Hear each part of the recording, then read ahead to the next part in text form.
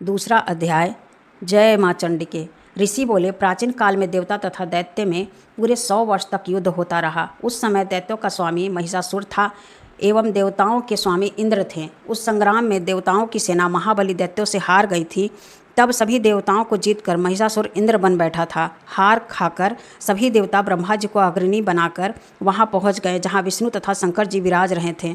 वहां पर देवताओं ने महिषासुर के सभी उपद्रव एवं अपनी पराभव आदि का पूरा वृत्तांत कह सुनाया। उन्होंने कहा, महिषासुर ने तो सूर्य, अग्नि, पवन, चंद्रमा, यम तथा वरुण इस प्रकार अन्य सभी देवताओं के अधिकार छीन लिए हैं। स्वयं ही सबका अधिष्ठाता बन बैठा है। उसने सभी देवताओं को स्वर्ग से निकाल दिया है। महिषासुर महादुरात्मा है। देवता पृथ्वी पर मृतकों की भांति विचरण कर रहे हैं। हे प्रभु, अब हम लोग आपकी शरण में आ गए हैं। उनके वध का कोई उपाय विचार कीजिए। इस प्रकार मधुसूदन तथा महादेव जी ने देवताओं के वचन सुने। क्रोध से उनकी भौहें तन गई थी। तब भगवान विष्णु के मुख से एक महान तेज प्रकट हुआ। इसी प्रकार ब्रह्मा तथा शंकर के मुख से भी तेज प्रकट हुआ। दूसरे इंद्र आदि देवताएं, उनके शरीर से भी महान तेज प्रकट हुआ। सभी तेज मिलकर एक हो गए। वह तेज पुंज इतना उग्र था जैसे कि जलता हुआ पर्वत हो। देवताओं ने देखा कि उनकी ज्वालाएं सभी दिशाओं में फैल रही हैं। जब वह एक हुआ तो नारी के रूप में प्रकट हो गया। उसके प्रकाश से तीनों लोक भर गए। महादेव जी के तेज से उनका मुख प्रकट हुआ। यम के तेज से उसके केश प्रकट हुए। विष्णु के तेज से उन देवी की भुजाएं प्रकट हुई। चंद्रमा के तेज से स्तन, इंद्र के तेज से उनका कटी प्रदेश, वरुण के तेज से जंघा व उरु स्थल, पृथ्वी के तेज से नितंबों का प्रादुर्भाव हुआ। ब्रह्मा के तेज से दोनों चरण, सूर्य के तेज से चरणों की अंगुलियाँ, वसुओं के तेज से हाथों की अंगुलियाँ, कुबेर के तेज से नासिका का आविर्भाव हुआ। उसके दांत तो प्रजापति की तेज से प्रकट हुए। अग्नि के तेज से 3 नेत्र प्रकट हुए। संध्याओं से दोनों भौहें प्रकट हुई। वायु के तेज से दोनों कान उत्पन्न हुए। इसी प्रकार दूसरे देवगण के तेज के द्वारा भगवती का प्रादुर्भाव हुआ।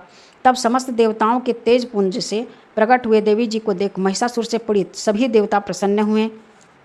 महादेव जी ने उस देवी को अपने त्रिशूल से शूल निकाल कर दे दिया। श्री विष्णु जी ने अपने सुदर्शन चक्र से प्रकट करके सुदर्शन चक्र दे दिया। वरुण ने शंख तथा अग्नि ने उसे शक्ति दी। मारुति ने धनुष दिया और बाणों से भरपूर 2 तरकस दे दिए। देवराज इंद्र ने अपने वज्र से वज्र निकाल कर दे दिया। फिर सहस्त्र नेत्र इंद्र ने ऐरावत हाथी से घंटा दिया। यमराज ने काल दंड प्रदान किया। सागरपति ने रुद्राक्ष माला अर्पित की। ब्रह्मा ने कमंडलू भेंट की। सूर्य ने भगवती के रोमकूपों में अपनी किरणें प्रदान की। काल ने तलवार तथा उत्तम ढाल अर्पण किए। क्षीर सागर ने हार तथा कभी पुराने न होने वाले 2 वस्त्र भेंट किए। इसी प्रकार चूड़ामणि, दिव्य कुंडल तथा 2 कड़े उन्हें भेंट किए तथा चमकता हुआ अर्धचंद्र, सभी भुजाओं के लिए बाजूबंद, चरणों के लिए नुपुर, कंठ के लिए सर्वोत्तम कंठुला भेंट की। इसी प्रकार सभी अंगुलियों के लिए रत्न जड़ित मुद्रिकाएँ प्रदान की। विश्वकर्मा जी ने निर्मल परशु भेंट किया। अनेक रूपों वाले अस्त्र, अभेद कवच, मस्तक तथा गले में धारण करने के योग्य, कभी न कुम्हलाने वाली कमलों की माला दी। जल्दी ने उसे बहुत सुंदर कमल प्रदान किए। हिमाचल ने वाहन के लिए सिंह और भी अनेक प्रकार के रत्न भेंट किए। कुबेर ने सूरा पूर्ण पात्र दिया। सभी नागों के स्वामी शेष जी ने महामणियों से सुशोभित नागहार प्रदान किया, जो शेष जी इस पृथ्वी को धारण किए हुए हैं।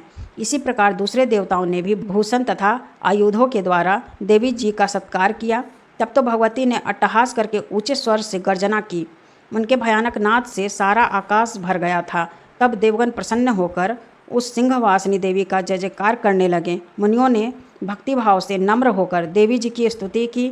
इधर देवताओं के शत्रुओं ने जब सारे त्रिलोक को क्षोभग्रस्त देखा, तब तो वे अपनी सारी सेना के कवच आदि से तैयार कराकर अस्त्र शस्त्र लेकर झट उठ खड़े हुए। महिषासुर क्रोध में आकर बोला, अरे यह क्या हो रहा है? इतना कहकर सभी दैत्यों के साथ घेरकर उस सिंहनाद की ओर भागा। वहां जाकर उसने तीनों लोगों को अपने तेज से प्रकाशित करती हुई देवी को देखा। जिस देवी के चरणों के भार से पृथ्वी दबी जा रही थी, माथे के किरीट मुकुट से आकाश पर रेखाएं पड़ती जा रही थी, उनके धनुष के टंकार से 7 पाताल क्षोभग्रस्त थे। हजारों भुजाओं से सभी दिशाओं को ढांप कर देवी खड़ी हो गई थी। उन देवी के साथ उन दैत्यों का युद्ध आरंभ हो गया। नाना प्रकार के अस्त्रों शस्त्रों का प्रहार करने लगे। उनसे सभी दिशाएं भर गई थी। महिषासुर का सेनापति उस समय चित्तूर नामक एक महान दैत्य था। देवी जी के साथ उसी का युद्ध होने लगा। इसी प्रकार अन्य दैत्यों को तथा चतुरंगिनी सेना के साथ लेकर चामर भी युद्ध करने लगा। 60,000 रथियों को साथ लेकर उदग्र महादैत्य भी युद्ध में प्रवृत्त हो गया। महानुदैत्य 1 करोड़ रथियों के साथ लेकर वहाँ पे लड़ पड़े। तलवार के समान पहने रोम कूपों वाला असिलोमा नामक दैत्य 5 करोड़ रथियों के साथ युद्ध में आ गया। 60,000 रथियों से आवृत बास्कल दैत्य युद्ध में उतर पड़ा। परिवारित दैत्य हाथी एवं घोड़ों के अनेकों सवारों के समूहों से घिरा हुआ करोड़ रथियों के साथ उस युद्ध में युद्ध करने लगा। बिडाल दैत्य 5,000 रथियों के साथ लाकर वहाँ युद्ध में लड़ने लगा। और भी हजारों महादैत्य रथों, हाथियों, घोड़ों से घिरे हुए रथियों को साथ लाकर देवी जी के साथ युद्ध करने लगे। उस रणांगन में स्वयं महिषासुर भी रथों, हाथियों एवं अश्वों की सेनाओं से घिरा हुआ खड़ा था। तोमर, भिंदीपाल, शक्ति, मूसल, परशु, पटीटस, संग आदि शस्त्रों से युक्त में देवी जी के साथ युद्ध करने लगे। कुछ दैत्यों ने देवी जी पर शक्तियाँ छोड़ी एवं दूसरों ने पास फेंके। तब उस चंडिका देवी ने उन पर अस्त्रों शस्त्रों की वर्षा करके उन्हें तोड़ डाला। इधर देवी जी का वाहन सिंह भी क्रोध में आ गया था। अपनी गर्दन के बाल को हिलाता हुआ दैत्यों की सेना में इस प्रकार से घूमने लगा जैसे कि वन में अग्नि फैलती जा रही हो। उस युद्ध भूमि में युद्ध करती हुई अंबिका ने जितने श्वास छोड़े वे ही झटपट सैकड़ों हजारों गणों के रूप में परिणत हो गए। प्रकट होकर उन गणों ने खड़ग, भिंदीपाल, परशु, पट्टिटस आदि शस्त्रों से युद्ध आरंभ कर दिया। देवी जी की शक्ति से वृद्धि पाकर वे गण दैत्यों का नाश करने लगे। साथ में दूसरे गण नगाड़े, शंख आदि बजाने लगे। महती प्रसन्नता देने वाले उस युद्ध रूप उत्साह में कुछ एक ने मृदंग बजाएं। तब देवी जी ने त्रिशूल, गदा और शक्तियों की वर्षा से तलवार आदि शस्त्रों से सैकड़ों महान असुरों को मार डाला। दूसरे कितने एक दैत्य को घंटा के भय नाद से मूर्छित करके मार गिरा दिया। मरे दैत्यों को पास में बांधकर पृथ्वी पर घसीट डाला। कितनों तो गदा की चोट से घायल होकर पृथ्वी पर सो गए। मूसलों के प्रहार से कई एक रुधिर वमन करने लगे। कई एक शूल द्वारा वक्षस्थल फट जाने से पृथ्वी पर गिर पड़े। कितने एक दैत्य बाणों की वर्षा द्वारा युद्ध भूमि में काट गिराए गए। सियन बाज पक्षी की भांति आक्रमण करने वाले देवशत्रु दैत्य प्राण छोड़ने लगे। कितने एक दैत्य की भुजाएं कट गईं। दैत्यों की ग्रीवा छिन्न भिन्न हो गईं। कई दैत्यों के सिर कट गए, दूसरे मध्य में विदीर्ण हो गए। कुछ की जंघाएं कट गई और कुछ पृथ्वी पर गिर पड़े। कुछ एक दैत्य को तो एक भुजा, एक आँख, एक पाँव वाला बनाकर 2 टुकड़ों में काट डाला। मार मार कर गिराए हुए रथों, हाथियों, घोड़ों एवं असुर की लाशों के द्वारा जहाँ महायुद्ध हो रहा था वहाँ की पृथ्वी इस प्रकार भर गई कि वहाँ आना जाना कठिन हो गया। वहाँ सेना एवं असुरों के रुधिर की बड़ी बड़ी नदियाँ बहने लगी। जगदम्बा जी ने एक क्षण में ही दैत्यों की सारी सेना का इस प्रकार नाश कर दिया जैसे कि लकड़ियों के बड़े ढेर को अग्नि जला डालती है।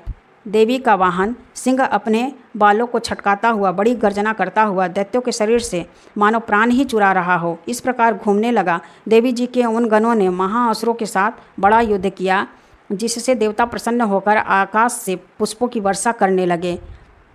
इति दूसरा अध्याय। जय माँ चंडिके।